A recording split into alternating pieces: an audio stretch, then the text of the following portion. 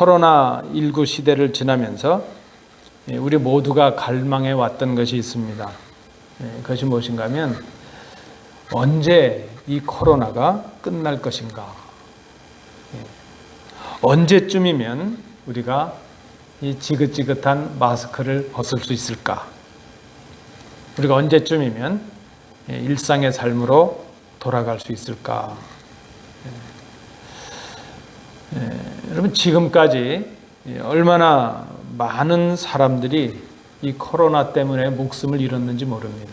세계적으로 얼마나 많은 사람들이 죽음의 공포에 시달려 왔는지 모릅니다. 경제가 침체되었고 모든 일상이 무너져 버렸습니다. 그 영향으로 많은 사람들이 지금 고통을 겪고 있습니다. 교회도 이 코로나의 영향력을 벗어날 수가 없었습니다. 많은 교회들이 어려움에 직면했습니다. 우리가 그저 평범하게 드려왔던 대면 예배가 중지가 되고 성도의 교제가 단절이 되었습니다. 많은 사람들이, 많은 성도들이 교회로부터 멀어졌습니다. 실제로 지금 한국이나 미국이나 이 코로나 시대를 지나가면서 교인들이 감소했다는 통계가 나타나고 있습니다. 이제 많은 교회들이 다시 대면 예배를 시작하고 있습니다. 또 한국도 그러하고 미국도 그러하고 정부의 기관의 공식적인 발표도 이제는 마스크를 벗어도 된다 이렇게 발표를 하고 있습니다. 그런데 우리가 생각해 보면 이것은 그 코로나가 완전히 종식으로 인한 포스트 코로나 그것이 아니고 그저 그 코로나를 함께 안고 가는 with 코로나 그 시대가 시작된 그 선언이라 이렇게 말할 수 있습니다. 여전히 우리는 코로나의 공포와 위협 속에서 살아가고 있습니다. 처음과 지금 좀 달라진 것이 있다면 우리가 조금 더 그 코로나로 인한 죽음의 공포와 위협이 익숙해진 것이죠. 그리고 조금 더 무뎌졌다 그렇게 생각이 됩니다. 우리가 오늘 읽으시는 이 요엘서, 이 선지서는 남유다 백성들을 향해서 하나님의 말씀을 전한 요엘 선지자의 외침을 담고 있는 그런 책입니다. 이 당시에 남쪽에 거했던 남유다 이 백성들은 하나님을 거역하고 하나님을 떠났습니다. 그들은 하나님을 떠나서 우상을 섬겼습니다. 자, 그런데 그들에게 지금 가뭄이 임하고 메뚜기 떼가 들끓어서 모든 곡식을 갉아먹는 그런 재앙이 임하게 되었습니다. 요엘 이 선지자는 지금 백성들이 경험하고 있는 그 가뭄과 메뚜기의 그 재앙 속에서 이제 장차 임박해 있는 하나님의 심판을 선언하고 있습니다. 그것이죠. 지금 백성들이 경험하는 이 재앙 속에서 임박한 하나님의 심판의 징조를 깨닫고 회개하고 하나님께로 돌아오라 하는 것입니다. 지금 경험하는 가뭄이나 메뚜기 정도의 재앙은 앞으로 당할 하나님의 심판에 비해서는 아무것도 아니라는 것입니다. 지금 이 정도의 재앙을 당하는데도 견딜 수 없는데 장차 하나님의 심판이 임하게 되면 그것을 피할 길이 없다는 것입니다.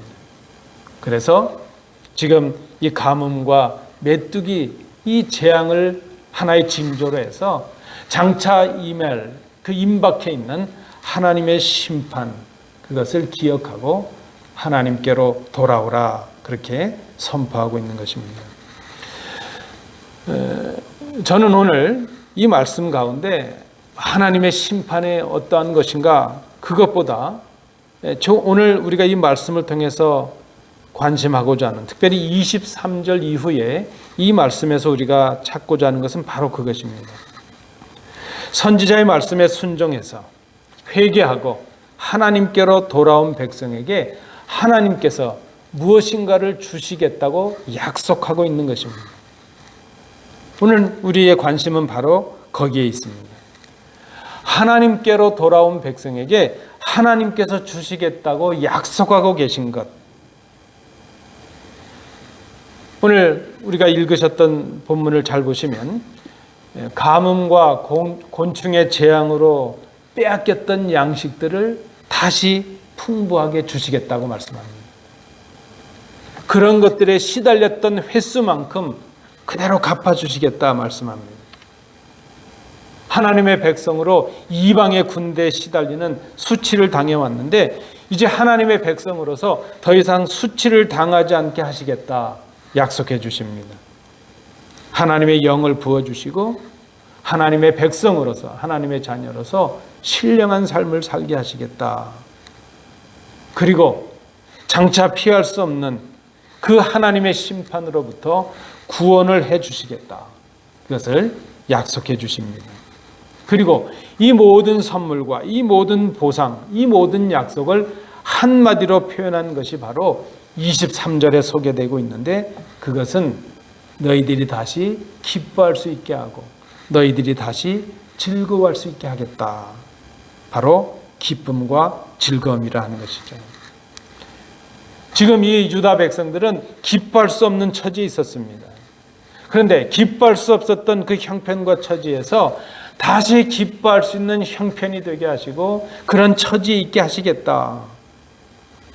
즐거워할 수 없는 사람들이었는데 이제 다시 즐거워할 수 있는 그런 존재가 되게 하시겠다. 하나님께서 주신 선물, 그것이 바로 기쁨과 즐거움입니다. 여러분, 우리가 이 고난의 시간을 지나가면서 진정한 회복의 모습이 무엇이겠습니까? 기뻐할 수 있는가? 즐거워할 수 있는가? 기쁨과 즐거움. 우리가 그렇게 갈망하는 회복의 모습이라 하는 것입니다. 오늘 이 본문을 우리가 잘 보시면 요엘 선지자가 지금 임박한 하나님의 심판을 선포하고 있습니다. 그런데 내용적으로 보면, 형식적으로 보면 하나님의 임박한 심판을 선포하고 있는데 내용적으로 보면 실상 그가 선포하고 있는 것은 하나님의 구원의 약속입니다. 하나님의 회복의 약속입니다. 말씀드린 대로 하나님께서 당신의 백성들로 하여금 다시 기쁨을 누리게 하고 다시 즐거움을 누리게 하시겠다. 그 하나님의 뜻을 전하고 있습니다. 그것이 바로 회복이라 하는 것입니다. 오늘 이 본문은 심판을 선포하는 하나님의 무서운 말씀이 아니라 당신의 백성들을 향해서 돌아오라고 간청하시면서 그들에게 회복과 구원을 약속해 주시는 하나님의 사랑의 초대장이라 하는 것을 우리가 생각해 봅니다.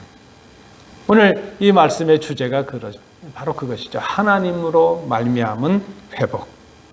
하나님께서 허락해 주시는 회복. 하나님으로 말미암은 이 회복의 모습은 두 가지로 설명이 가능합니다. 첫 번째 하나는 하나님께서 주신 것 때문에 기뻐하는 회복입니다.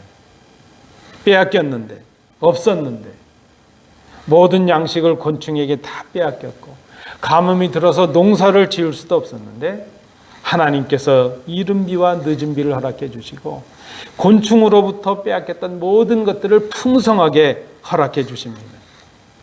하나님이 바꾸시고 하나님이 허락하신 환경과 하나님이 갖게 하신 소유와 삶의 형편들로 인한 회복입니다. 하나님께서 주신 것 때문에 기뻐하고 하나님께서 갖게 하신 것 때문에 즐거워하는 그 복, 그 회복의 모습. 첫 번째 회복의 모습입니다. 없던 우리에게 주셨으니까 회복이 되는 것이죠. 두 번째, 더 성숙한 회복의 모습, 두 번째 모습은 그러한 삶의 조건과 소유를 허락하신 하나님 때문에 누리는 우리 존재의 변화입니다. 주셔서 감사하고 있게 하셔서 감사했는데 이제 성숙한 감사의 사람이 되니까 있게 하신 하나님을 바라보게 되고 주신 하나님을 바라보게 됩니다. 그저 단순히 주셔서 감사한 것이 아니라 그런 것을 주시는 하나님, 그 하나님을 바라보는 존재로 인한 감사와 존재로 인한 변화가 일어나게 됩니다. 그것이 회복의 두 번째 모습이요, 더 성숙한 회복의 모습이라 말할 수 있습니다. 이런 회복의 모습이 되면 주시지 않아도 감사하게 되고, 빼앗겨도 감사할 수 있고, 갖지 못해도 기쁨이 있는 그런 성숙한 감사의 사람이 되고 진정한 회복의 모습이 될 수 있다는 것입니다. 여러분, 회복의 두 단계를 기억해야 됩니다. 우리의 주변과 환경을 바꾸심으로 우리를 회복하게 하시지만 더 궁극적인 회복은 그 환경과 조건의 변화를 통해서 우리의 환경과 조건을 바꾸시는 하나님을 바라보게 하는 변화입니다. 하나님 때문에 기뻐하고 하나님 때문에 즐거워하는 변화, 그것이 진정한 회복이라 말할 수 있습니다. 오늘 이 본문을 통해서 하나님은 동일하게 그 유다 백성들에게 주셨던 그 회복의 은혜를 오늘 우리도 누리기를 원하십니다. 우리도 그 기쁨과 그 즐거움을 허락해 주시겠다고 약속하십니다. 우리가 그렇게 갈망하고 있는 회복이죠. 오늘 이 본문을 통해서 우리가 누려야 될 진정한 회복의 의미가 무엇인가 하는 것을 다시 한번 생각해 봅니다. 첫 번째입니다. 하나님께서 주시는 회복은 영육 간의 전인격적인, 아주 통전적인, 통합적인 회복의 모습이라 이렇게 말할 수 있습니다. 보통 세상 사람들이 말하는, 우리가 생각하는 회복이라는 것은 겉으로 드러나는 것들이 많이 있습니다. 물질의 회복, 건강의 회복, 혹은 정신적인 회복을 말합니다. 그래서 세상이 말하는 회복은 그런 것들이죠. 제가 이렇게 뉴스 같은 걸 검색해 보니까, 인터넷을 검색해 보니까 이 세상에서 말하는 회복은 그런 거예요. 실업률이 감소하고 경제 지표가 회복되어서 수익이 많아지고 지출이 적어지고, 그래서 삶의 균형이 생기고 소유가 많아지는 것, 그런 것들을 회복이라 이렇게 말했습니다. 우리의 가정과 우리의 기업에 이익이 많이 발생하는 것. 지금 코로나 때문에 일자리들이 많이 갖지 못했는데 이제 고용이 안정이 되어서 좋은 일자리들을 찾고 경제적인 활동을 하고, 그래서 우리의 삶이 윤택해지는 것, 그런 것들을 회복이라 이렇게 말했습니다. 그것도 회복의 중요한 한 모습입니다. 또 회복이 있는데 질병이 물러가고 건강이 증진되는 것, 그것을 회복이라 그렇게 말했습니다. 중요한 것이죠. 우리가 건강한 삶을 살아간다는 것이 회복의 한 요소가 될 수 있습니다. 또 정신적인 건강도 말했습니다. 긍정적인 생각으로 희망을 가지고 걱정과 낙심의 자리에서 이제 밝은 모습으로 살아갈 수 있는 것, 건강한 마음으로 살아가는 것, 그것을 회복이라 그렇게 말했습니다. 중요한 것들입니다. 그런데 오늘 성경에 보니까 그런 것들만 가지고는 부족하다는 것입니다. 물론 하나님은 하나님의 백성인 우리들이 궁핍하지 않게 채우십니다. 오늘 성경에도 보니까 마당에 밀이 가득하게 하시고 항아리, 그 동마다 포도주와 기름이 넘치게 하십니다. 일용할 양식을 주셔서 우리로 하여금 궁핍하지 않게 하십니다. 그런데 하나님께서 우리에게 허락하시는 회복은 그렇게 겉으로 드러나 보이는 것들, 물질적인 것들, 육체적인 것들로만 끝나서는 안 된다는 것입니다. 적어도 하나님을 믿는 그리스도인들은 회복을 말할 때 그런 눈에 보이는 육체적인 것들, 물질적인 것들이 회복되는 것으로 끝나지 말아야 된다는 것입니다. 하나님께서 허락해 주시는 회복은 영육 간의 전인격적이고 통합적인 회복을 허락해 주십니다. 오늘 26절, 27절에 보니까 하나님은 당신의 백성들이 수치를 당하지 않게 하신다 그랬습니다. 하나님의 영을 부으셔서 신령한 하나님의 자녀로서의 삶을 살게 하신다 그랬습니다. 여러분, 우리가 하나님의 은혜로 회복을 간구하고 하나님께서 허락해 하시는 이 회복을 꿈꾸고 있다면 반쪽짜리의 회복을 구하는 것으로 끝나지 말아야 됩니다. 육적인 회복, 물질적인 회복, 그것뿐만이 아니라 우리 신앙의 회복, 영적인 회복, 하나님을 바라보는 신령한 회복, 이 회복까지를 우리가 하나님께서 허락해 주신다는 것, 그것까지를 우리의 회복의 영역에 넣을 수 있는 우리 모습이 되어야 될 것입니다. 두 번째입니다. 오늘 본문을 통해서 우리가 발견하는 하나님께서 주시는 회복에 대한 그 모습은, 하나님께서 주시는 회복은 하나님께서 약속하신 것에 대한 성취라는 것입니다. 우리가 하나님께서 주시는 은혜대로 회복을 입게 되는데, 그것이 이미 하나님께서 우리에게 주신 약속의 말씀 가운데 있다는 것입니다. 하나님께서는 불순종하는 자에게 주실 심판, 그리고 순종하는 자들에게 주실 복에 대해서 약속해 주셨습니다. 창세기 이후로 하나님은 많은 선지자들을 통해서 지금까지 우리에게 이것을 약속해 주셨습니다. 믿는 자에게는 하나님의 복이 임하고, 믿지 않는 자들, 불순종하는 자들에게는 하나님의 심판이 임한다는 것을 약속해 주십니다. 그리고 그것을 당신의 백성들과 언약으로 맺으셨습니다. 그럼 보통 우리가 하나님과 하나님의 백성들이 맺는 언약과 사람들 사이에 맺는 계약은 좀 구별을 합니다. 사람들 사이에 맺는 계약이 서로의 유익을 위해서 서로의 조건을 맞추는 그것을 말한다면, 하나님께서 하나님의 백성들과 맺으시는 언약은 그 하나님의 백성들, 우리가 어떤 조건을 충족해서 맺어지는 것이 아니라는 것입니다. 그래서 하나님과 우리가 맺는 언약은 일방적이라 말합니다. 무조건적이라 그렇게 말합니다. 하나님의 양보와 하나님의 희생하심으로 우리에게 주신 사랑의 선물입니다. 이 하나님의 언약 속에는 우리에게 복을 주시려는 하나님의 사랑으로 가득합니다. 이 언약이, 하나님과 우리 사이에 맺은 언약이 유지되고 이루어지는 길은 신실하신 하나님에 달려져 있습니다. 그 신실하신 하나님의 말씀을 신뢰하고 순종하는 것, 우리가 할 일은 바로 그것뿐입니다. 하나님의 말씀에 순종하기만 하면 하나님께서 약속하신 이 모든 복이 우리에게 이루어집니다. 우리가 받아야 될 그 모든 복은 이미 하나님께서 우리에게 주신 약속이요, 순종하는 자들에게 그 약속을 이루어 주십니다. 그저 어려운 것이 아니에요, 성도 여러분. 하나님의 모든 약속이 그저 순종하면 우리에게 이루어집니다. 우리의 노력이나 우리의 공로의 결과가 아닙니다.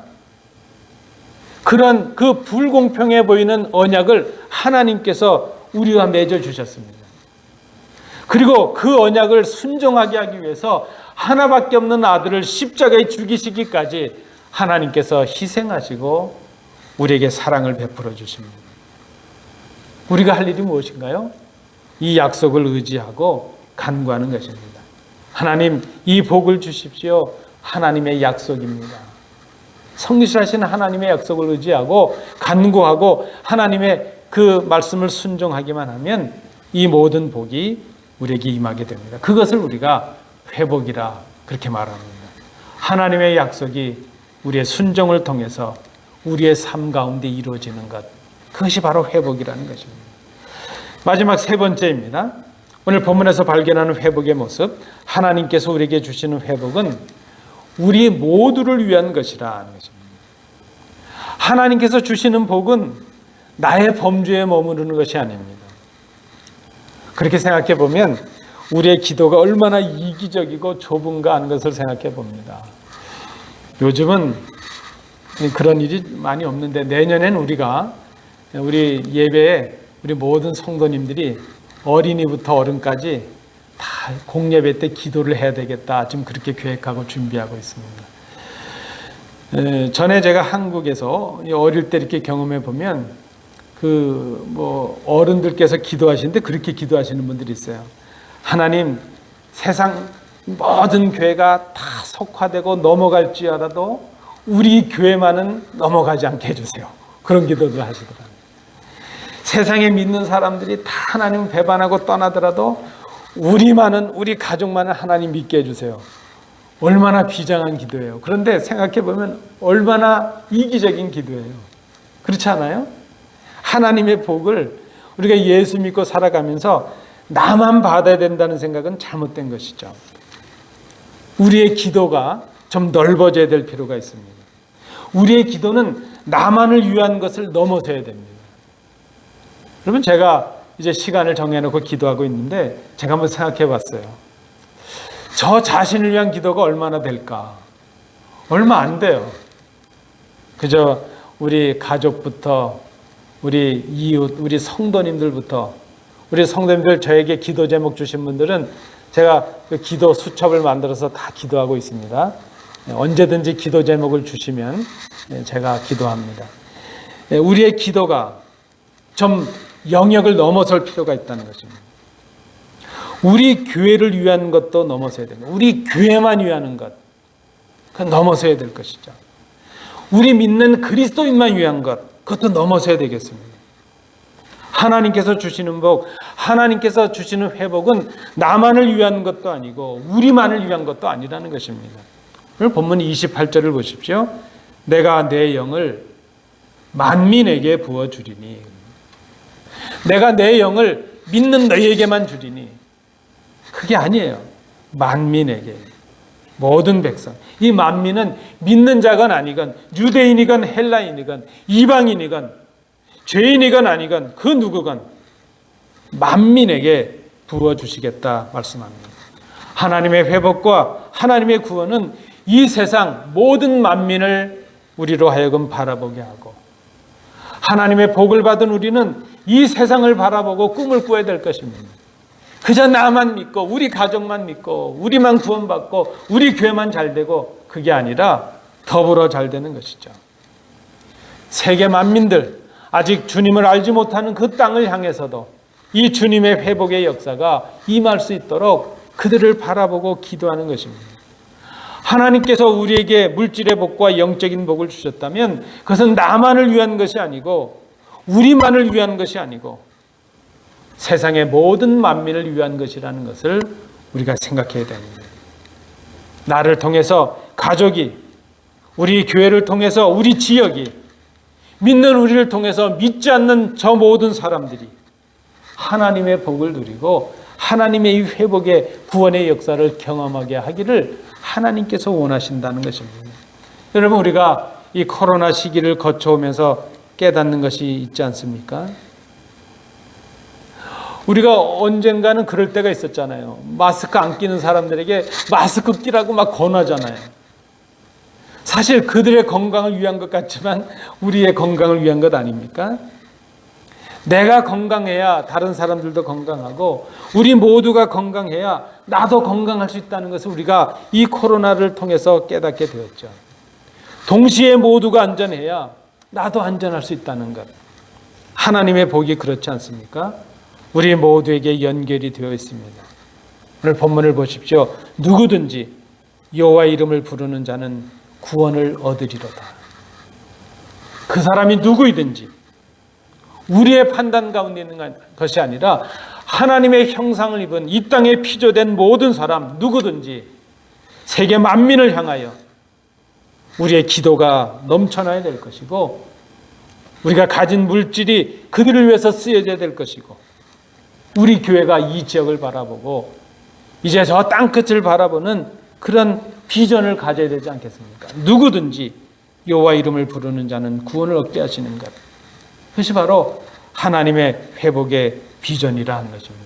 하나님께서 주시는 복은, 회복은 우리 모두를 위한 것이라 하는 것입니다. 그러면 이제 문제는 그것입니다. 그 하나님의 회복이 그런 의미가 있다는 것을 알겠는데, 그러면 어떻게 이것을 누릴 수 있겠는가? 우리가 어떻게 하면 하나님께서 주시는 회복을 누림으로 기뻐하고 즐거워할 수 있겠는가? 오늘 본문이 우리에게 말씀해 주고 있습니다. 23절입니다. 여호와로 말미암아 기뻐하며 즐거워하라. 세상의 그 어떤 것들, 다른 것들에서 진정한 기쁨과 즐거움을 찾을 것이 아니라 하나님 때문에 기뻐하고 하나님 때문에 즐거워하는 성숙한 신앙인의 삶을 살아라 하는 것입니다. 그러면 이 회복의 은혜를 힘입게 된다는 거예요. 26절을 보십시오. 하나님 여호와 이름을 찬송하라 하는 것입니다. 성경에 보니까 하나님 우리의 찬송 중에 거하신다고 말씀하십니다.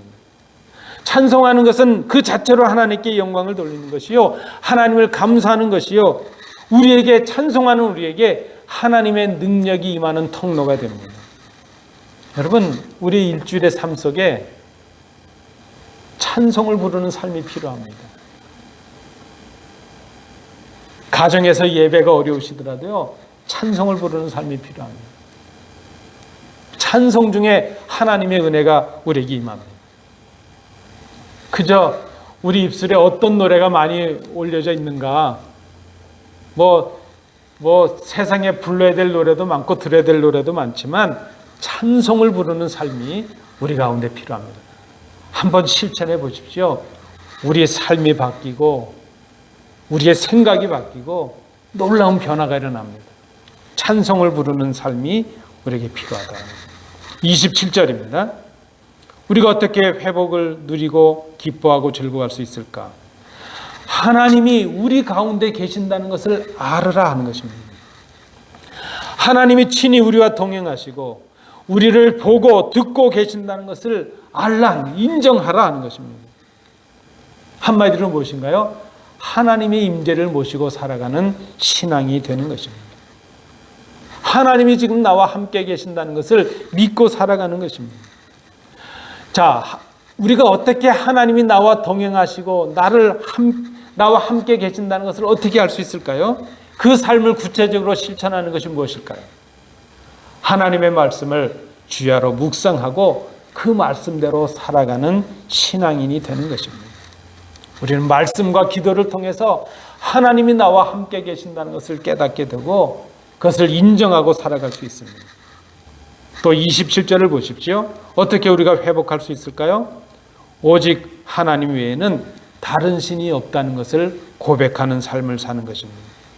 오직 하나님만을 나의 하나님으로 섬기는 신앙입니다. 여러분 잘 생각해 보면 때로는 그 하나님이 계셔야 될 자리에 사람이 올 때도 있어요. 우리의 부모일 때도 있고 배우자일 때도 있고 우리의 자녀가 하나님이 될 때도 있고요. 때로는 우리가 사용하는 물질이 하나님의 자리를 대신할 때도 있고요.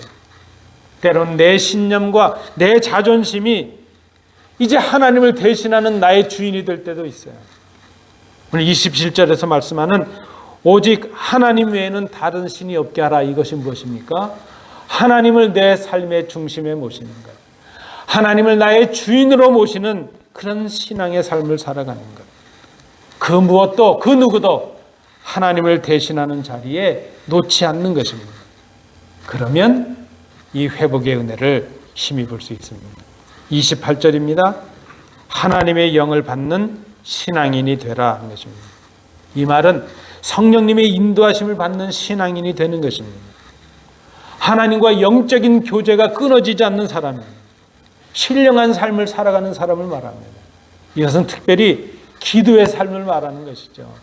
그럼 우리가 어떻게 성령님의 인도하심을 받을 수 있습니까? 기도를 통해서 가능합니다. 정말 우리가 이 땅을 살아가면서 기적 중에 기적이 있는데요. 예수 믿고도 기도하지 않고 살아가는 것. 그게 기적 중에 기적이에요. 근데 그렇게 살아가는데도 잘 살아가는 것. 그게 기적 중에 기적이에요. 여러분, 말씀과 기도와 찬송이 우리 삶의 중심이 되게 하는 것. 그것이 하나님께서 주시는 그 회복을 힘입는 놀라운 역사가 일어난다는 것입니다. 마지막 이 32절 말씀에 보니까 여호와의 이름을 부르는 신앙인이 되라 그랬습니다. 하나님의 이름을 부른다는 것은 하나님께 간절히 나아가는 것을 말하고 하나님께 가까이 나아가는 것을 말합니다. 하나님을 신뢰함으로 믿음으로 기도하는 것을 말합니다. 기도, 결국 제가 말씀드린 이 모든 것을 요약하면 그것이죠. 말씀과 기도와 찬송입니다. 하나님께 예배하는 자의 삶을 살아가는 것, 하나님만을 경외하는 자의 삶을 살아가는 것, 하나님의 말씀을 순종하는 자의 삶을 살아가는 것, 그것이 바로 하나님의 약속을 받아 누리는 회복의 은혜를 누리는 삶이 된다는 것입니다. 말씀을 맺습니다. 하나님께서는 하나님을 떠나 우상을 섬기며 거역했던 그 패역한 유다 백성들에게 선지자 요엘을 통해서 임박한 하나님의 심판을 선포하게 하셨습니다. 너희들이 지금 당하고 있는 이 가뭄과 메뚜기의 재앙을 보면서 장차 피할 수 없는 하나님의 심판을 기억하라 말씀하십니다. 그런데 이 요엘 선지자를 통해 주시는 하나님의 심판에 대한 선언은 그 심판을 피하게 하시려는 하나님의 사랑의 선포인 것을 깨닫습니다. 하나님께서 백성들을 너무나도 사랑하셔서 장차 그들이 감당할 수 없고 피할 수 없는 그 심판을 피하게 하기 위해서 하나님은 지금 환난과 고난을 통해서 오히려 더 큰 재난, 더 큰 환난을 피하는 귀한 은혜를 허락해 주십니다. 하나님은 우리가 경험하는 환난과 고난을 통해서 그 환난과 고난의 때에 회복과 구원의 약속을 동시에 주십니다. 이 코로나 시대를 겪어오면서 우리가 경험한 것이 그것입니다. 이 어려움을 당하게 되니까 진짜 믿음과 가짜 믿음이 다 드러나는 거예요. 진짜 신앙인과 가짜 신앙인이 다 드러납니다. 진짜 교회와 가짜 교회가 다 드러납니다. 하나님의 은혜가 이 자리에 있습니다. 우리는 고난의 자리에서 우리를 향하신 하나님의 회복의 약속을 바라볼 수 있어야 됩니다. 그게 신앙입니다. 그리고 이 고난의 자리에서 하나님께서 우리에게 주실 회복을 꿈꾸는 것입니다. 그것이 믿음입니다. 어떻게 하나님께서 주시는 회복을 누리는 이 기쁨과 즐거움의 사람이 될 수 있을까? 말씀을 묵상함으로 하나님의 임재를 경험하고 그 말씀에 순종함으로 성령님의 인도하심을 받고 기도와 찬송으로 하나님의 능력을 누리는 사람이 되는 것입니다. 그것이 회복입니다. 예배 회복입니다. 여러분, 예배 회복은 영육간의 회복의 역사가 일어나는 하나님의 선물입니다. 예배는 이제 하나님께 나와서 온전함을 받을 수 있는 하나님의 선물입니다. 그것이 하나님이 주시는 영육간의 회복을 누리는 길이요, 그것이 하나님의 약속을 기업으로 받는 길이요, 그것이 우리 모두에게 주신 하나님의 구원의 역사를 이루는 한 길이 된다는 것입니다. 하나님으로 말미암아 기뻐하라. 성도 여러분, 이 복을 누리시기를 바랍니다. 이 복을 빼앗기지 마십시오. 여호와 하나님으로 말미암아 기뻐하고 즐거워하는 이 복을 누리시는 진정한 회복의 은혜를 맛보시는 우리 복된 성도들 되시기 바랍니다. 기도합니다.